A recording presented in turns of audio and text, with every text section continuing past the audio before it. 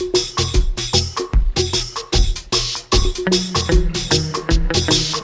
do you say that, Father? You aren't afraid, are you? No, but I respect some of the superstitions of others.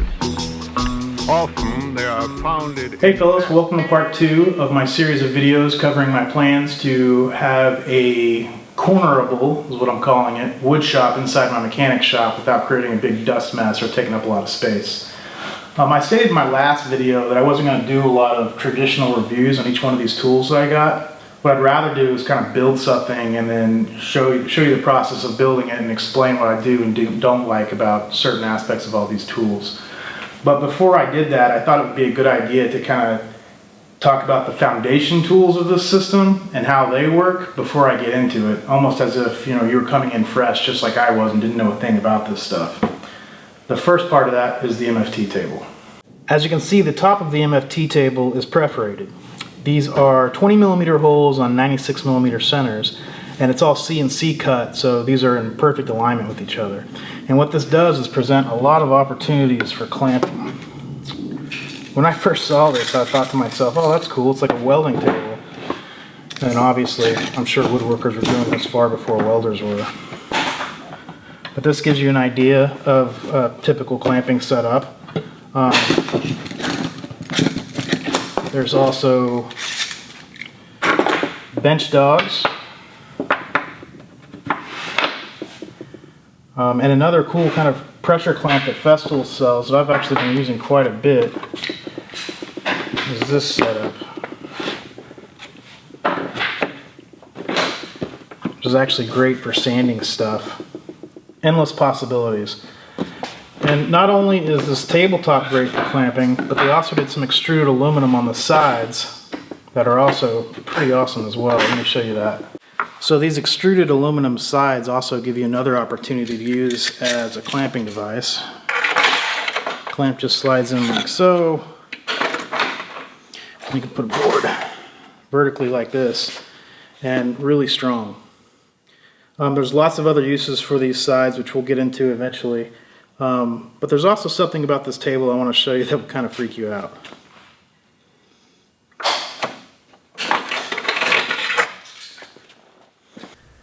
Funny little tidbit about the MFT table. As you can see, it's a foldable table, meaning these legs fold up and off you go. That comes at a cost, however.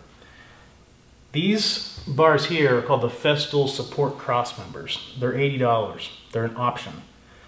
Only Festool could get away with charging $80 for a couple of rods that make a table that should be sturdy to begin with, sturdy. But honestly, I got these for my birthday from my mom. Before I got them, I wasn't worried at all about the support of the table. If you're out there looking, you don't need them. But let's get to the real value proposition of the MFT table, and that's this rail. Essentially what this allows you to do, put your track saw on the rail, and you've got clean 90-degree cuts every time. However, you got to set it up. And of course the table comes with instructions on how to do that and how to square the table up to a protractor head that goes here. But I found my own way to do it. And I'm not saying I invented this way. It just came naturally to me and seemed a little bit easier. And that's using Festool bench dogs. So the first thing I'm going to do is square up the the saw track to these holes. And I'll do that with bench dogs. So I'll get the rail tight against the bench dogs and tighten down the track head, and then over here get the slot lined up. Make sure I'm square. And then make sure you're hitting. It's like I can come a little bit further over here.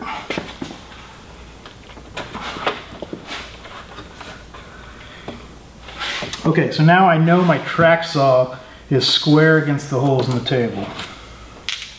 So now I just need to add the protractor head, which also acts as a fence, obviously.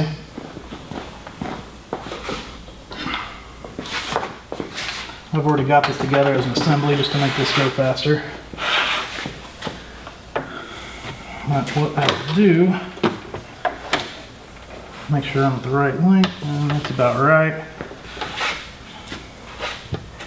Then I will put my bench dogs back here.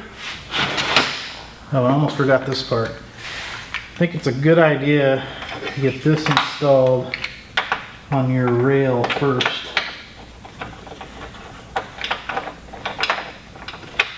So, and I'll tighten the head of the, I don't know what you call this thing, the rail guide is what I'll call it, first. And now I will get this thing tight against the dogs, and I'll tighten everything up.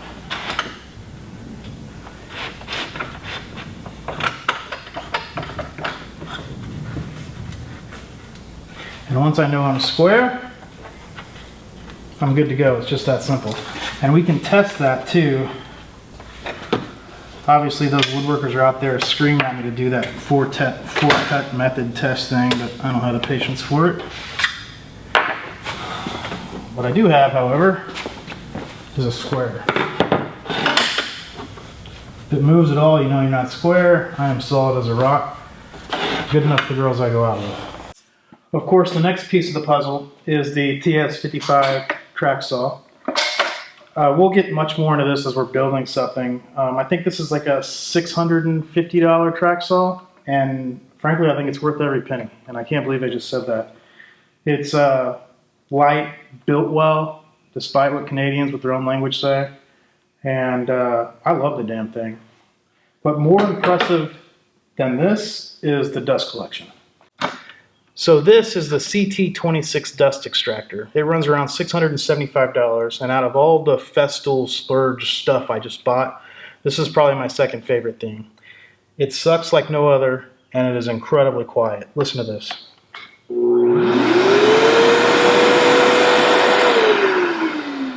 Not bad, right? So I have a relatively new Craftsman shop vac that is 3 times as loud and probably doesn't suck with 1/3 as much efficiency as this does. It's incredible. So much so that, see this little dial here? This controls the amount of power the machine puts out or the amount of suction. And you might ask yourself why you would need that. Well, recently I was sanding with this thing, and it provided so much suction that it would suction down the sanding machine to the surface. So got to dial it back a little bit. So this is one of the little details about Festool products that makes me appreciate their thought that went into design. This is a standard Festool power cord. This works on my track saw, my router, my sander. Just about everything uses this. And then you plug the power directly into your dust extractor. Now, whenever you turn on your power tool, be it your track saw or what have you, it automatically turns on your dust extraction. It's rad. Another great thing is obviously there's hose storage in the top.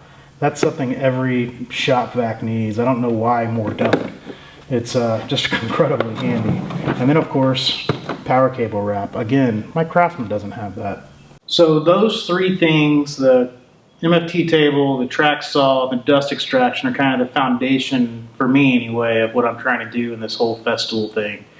And my warm-up project was this lumber cart, which you can find plans for all over the internet. It's a real simple deal. It's 3 sheets of plywood and a lot of dado joinery. These dados are 4 feet in width, 3/4 inch wide for the sheet stock.